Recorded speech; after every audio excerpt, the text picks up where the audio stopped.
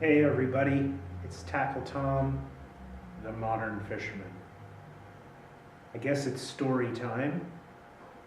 I had a boating accident.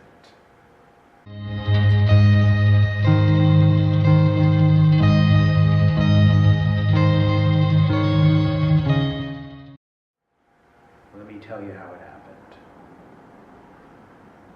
This was about 3 weeks ago.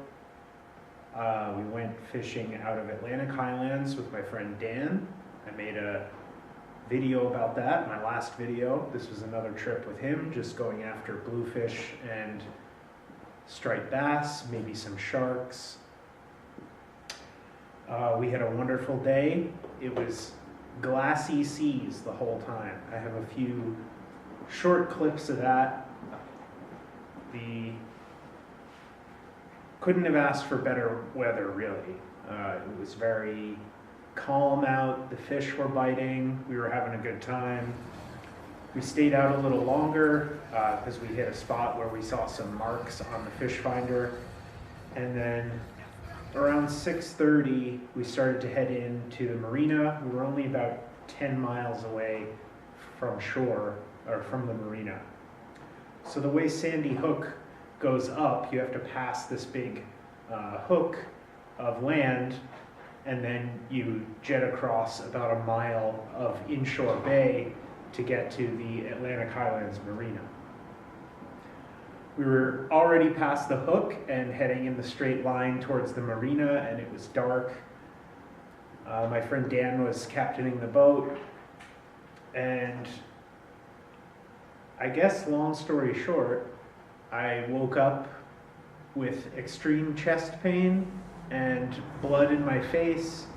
I didn't know whether it was coming from my lungs, like I was coughing it up. But anyway, I couldn't breathe very well. I was having trouble breathing, and I guess I was knocked out for about 15 minutes. The boat was taking on water. I didn't quite know where we were at the time. But after that, the Coast Guard came out of the marina entrance and helped us back in. And then the emergency vehicles were called and EMTs showed up to take care of me. Dan, I found out later, he hit his face on the wheel of the steering wheel, I think. He had a bloody nose. Jared was in the hull of the boat napping, and he, I think, got knocked out and had to climb out of the boat with all of this gear on top of him, and water was coming in at the hull of the boat. So it was a very scary situation, but both of them really took care of me and made sure that I got to the dock safely and did as much for me as they could. We also had Dan's dog on board. Nothing happened to him. So anyway, at least they were conscious enough to get me safely back to shore. So anyway, once I got to the hospital, I had to get a full EKG, MRI, because I was having so much trouble. Every breath was very labored. So I thought maybe all my ribs were poking through my lungs and things like that. I got a pretty nasty scar on my head. I don't know if you can see it very well, but I have a few pictures of it closer to the time of it happening, but it's up in my hairline. So what happened was Dan wasn't quite sure where he was approaching the marina. It was dead low tide, and the rocks were much more protruding than they normally are approaching the marina. There is a narrow way to get in, at any point in time, but he thought he was closer to one side than he was. He didn't have enough time to react, and the front of the boat hit the rocks at 20. I lurched forward. I was sitting in the passenger seat of the boat, looking down. I think I was on my phone because we were almost home. I might have been texting my wife, I'm coming back, whatever. And I slammed forward. My chest hit the cabin entrance of the boat, and my head went through the windshield glass and broke it. along with denting the frame that holds the glass. I guess I have a strong head, I don't know.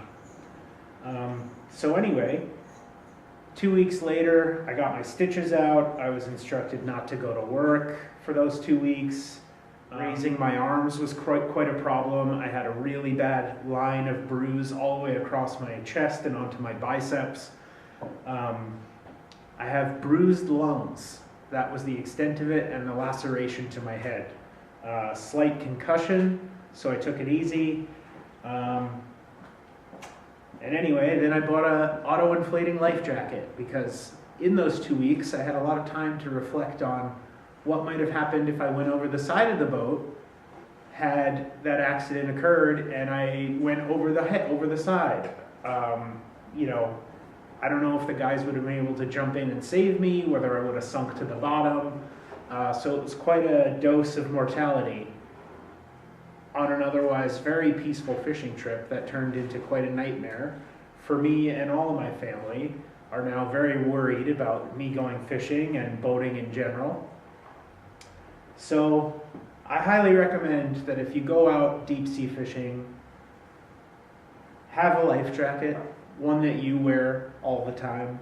I think they make really nice ones now, modern ones that are very low profile and will not impede on casting and stuff like that.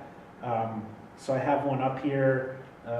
It's a West Marine deep water automatic inflatable life vest. It's very good. I bought one. I have it in my gear now. I brought it on my recent trip, but more on that trip later. I hope you guys stay safe. Keep fishing, tight lines, heavy drag.